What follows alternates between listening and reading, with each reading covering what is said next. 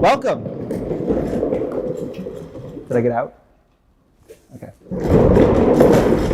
Drink with James, episode 138. Thank you, Tim.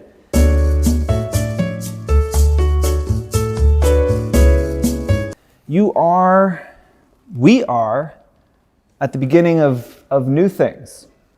We are mere hours away from signing a lease on a new office, which we are sitting in illegally. Don't tell our landlords. So we grew out of our space on 72 or 73 Spring Street. We are moving down to the Lower East Side to an office that is shockingly and frighteningly 4 times as big as the one we're in.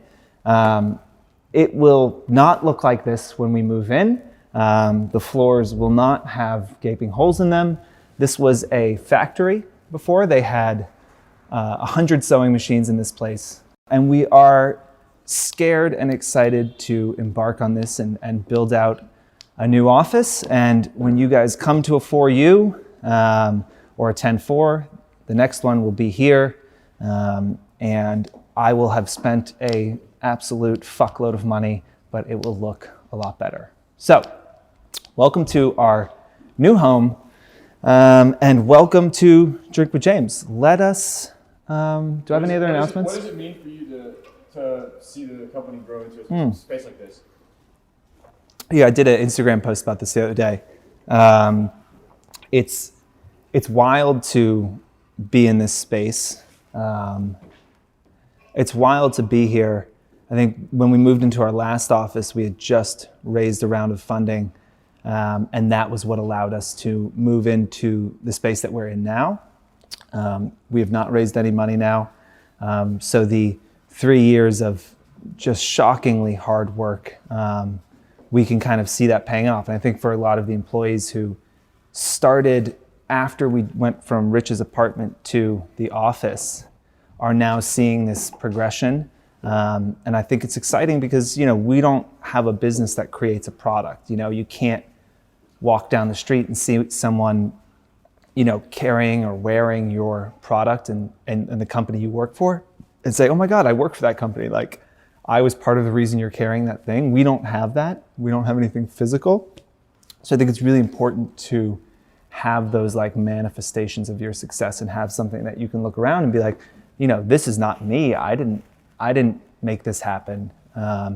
It's everyone that works here, and I think they all can feel that ownership over our ability to be in a space like this, which I think is pretty special and unique. And God knows I looked at, I think, 40 offices before we found this one. So New York real estate is always harder than you think it's going to be and always more expensive. But we're pretty stoked. We found this place. It's pretty special, and excited to build it out.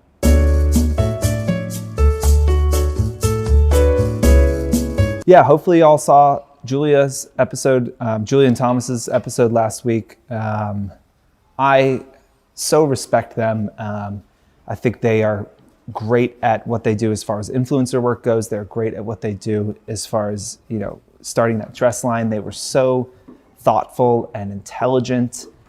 And if you haven't seen the episode, you definitely should. But it kind of pours into question number 1, which is that, you might have noticed that there was a conversation going on in the comments of an Instagram post of ours about engagement. Julia had said that she is, not paying attention to engagement as much when she posts. She's just trying to kind of post in the moment and post what she feels passionate about. And some people were like, yeah, that's nice for you. You have, over 1 million followers and like, you don't need to focus on this, but brands are focused on it. And props to Julia for jumping in there and explaining herself. And I tried to jump in as well, but I just want to talk about that a little more. We, as a company, are walking away from engagement as the success metric for how we pick an influencer and how we report on success to our clients. Part of the problem is engagement is you can buy it. It's pretty easy to buy. It's pretty easy to fake. Even if you're not buying it, you can be part of a comment pod. And if you're a smaller influencer who's getting 300 or 400 likes on a photo and you're part of a comment pod and you're getting 100 of those likes from that comment pod. Now 25% of your engagement isn't real, which is pretty substantial.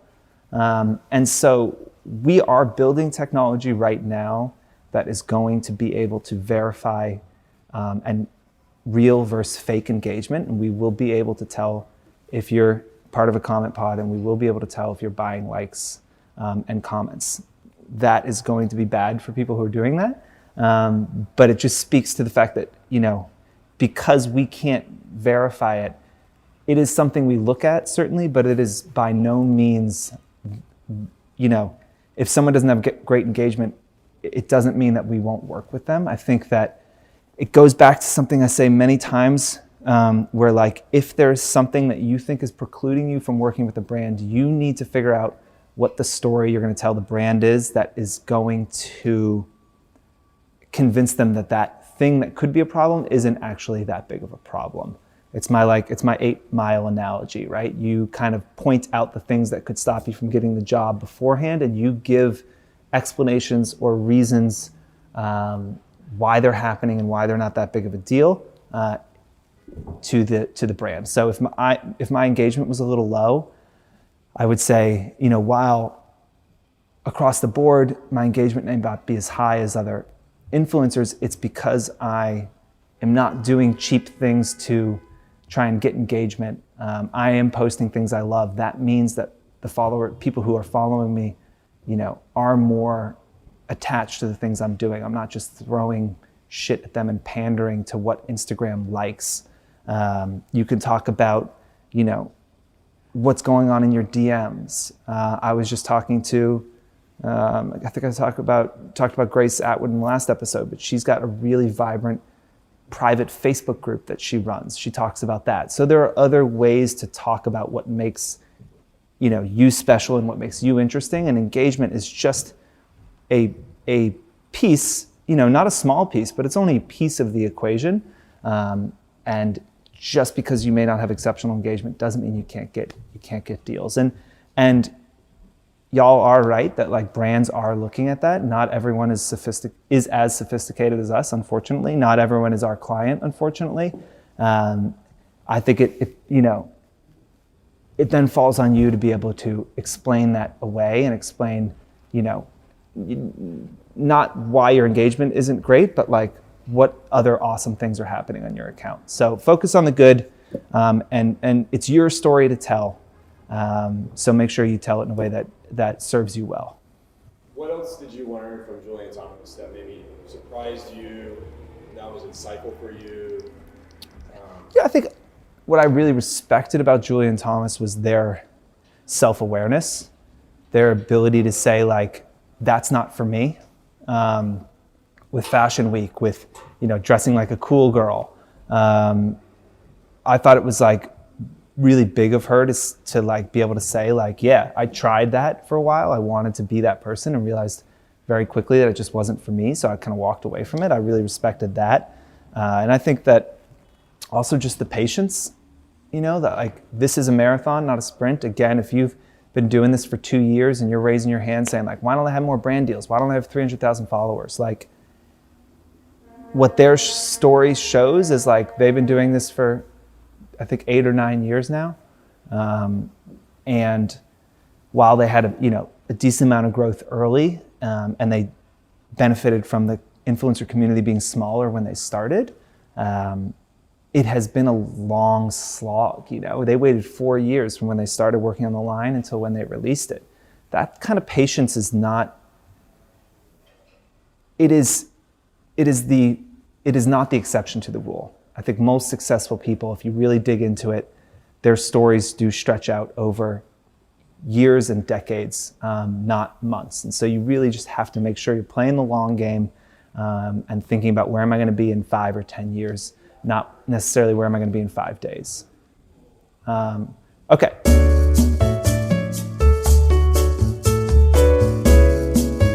Question number 2 is, how should I be thinking about charging and executing sponsored posts in stories?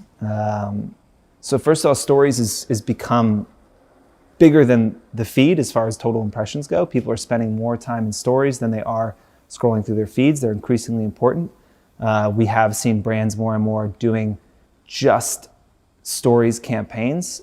Generally, your story views are about 20% of what your reach is. So, you could probably divide your fee by 5 if you were just charging for stories. I will say that when we think about a story at 4, that's 3 frames. One story is not worth anything. So it's got to be at least 3 frames. And for us, one story deliverable is 3 frames. Because just don't think you can tell a story in 1 frame. So that is something to consider. Even if they don't stipulate that it's 3 frames, I think you should be giving a brand at least 3 frames in that. It's becoming an amplification piece for in-feed posts, obviously.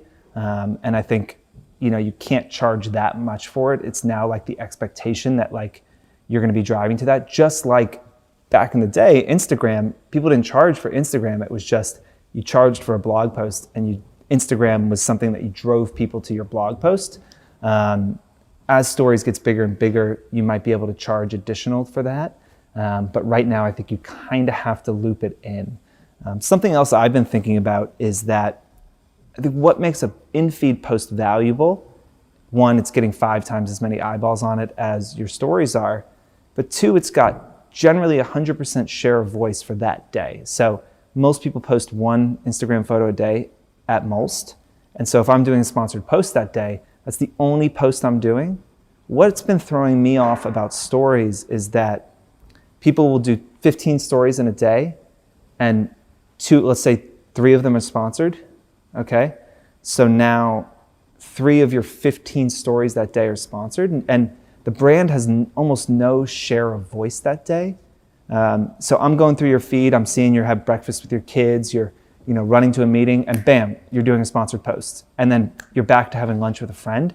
It's pretty jarring, and it's the thing in influencer marketing that feels most like a commercial, and I don't say that that is not necessarily a good thing. So I think influencers, if you have a sponsored post happening on a certain day, I think you should be vastly cutting down the amount of stories that you're doing that day and giving that brand a larger share of voice in your stories on that day. Because if you're doing 3 of 15, and if the 3 are at the end of the day, the chances that someone even gets through your stories, all 12 of them, to get to the sponsored post is really low, because there's drop off every single story. So the brand's just like not getting a huge amount of value. I would consider, especially if you're getting paid and it's a decent payday, I would consider at least halving the amount of stories you're doing that day. And I think we will get to a point where brands will start to ask that you're not doing any other stories that day. Because I think every subsequent story that you publish makes the ones that you published before less memorable and less interesting.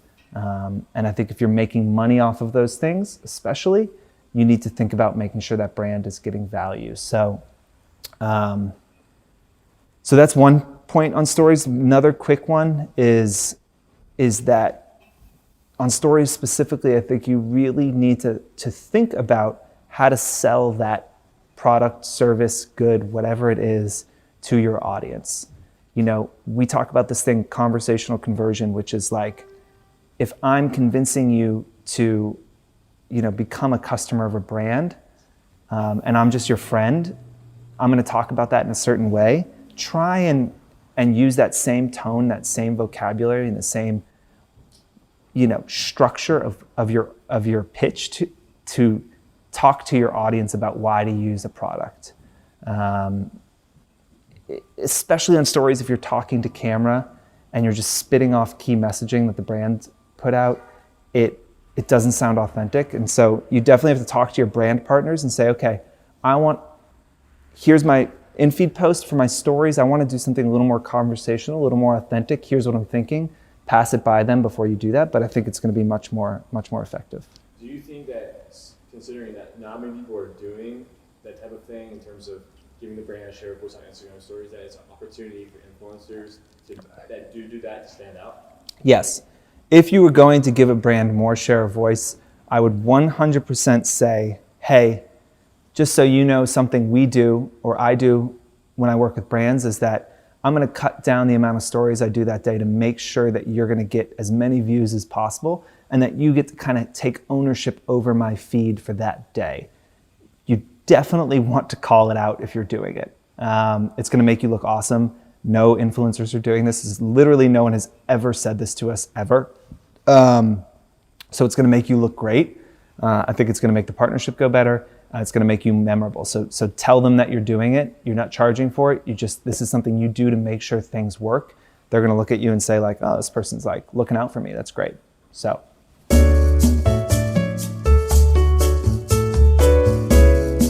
Question number 3. How important is SEO for blogs, or do you see Instagram being the largest source of traffic for blogs? Well, first of all, Instagram is not a great traffic driver in general. It is built and designed to keep you inside of the app. Again, think of your own behavior. How often do you swipe up on posts? How often do you click a link on a bio? Not that often. So I think by design, Instagram isn't great at driving traffic. It is the thing that most brands are interested in. It's certainly more requested right now than a blog post. But if you still have a blog, SEO continues to be super important, especially if your posts are answering a question that people are going to be putting into Google. If it is, 5 best places to go on vacation with your kids, that is something that you should SEO the fucking shit out of. If it is just like, here's my Tuesday outfit, SEO is going to be less important. So if you think about, and this is the same for YouTube videos, where like if your video is answering a question, it could get a lot of traffic because people are searching for those questions, and the better your blog post does, the more traffic it is going to get. Same with your YouTube video. If it is answering a question, how to do a cat eye, then it's going to get more traffic than, potentially like my cat eye tips. So that is certainly something to consider. And again, blogs, while diminishing in perceived value from brands, I think will continue to be valuable. And if you're a blogger out there who's had a blog for a while and still has one, I would, encourage you to continue to put effort into that and keep it going. Because if Instagram can come and go, Vine, Tumblr, TikTok, whatever it is, but your blog is something that you kind of own and you can take with you and is platform agnostic. So anyway, thank you all. We're going to be back in Spring Street next week. And the next time you see us here, it will look a lot different. Cheers.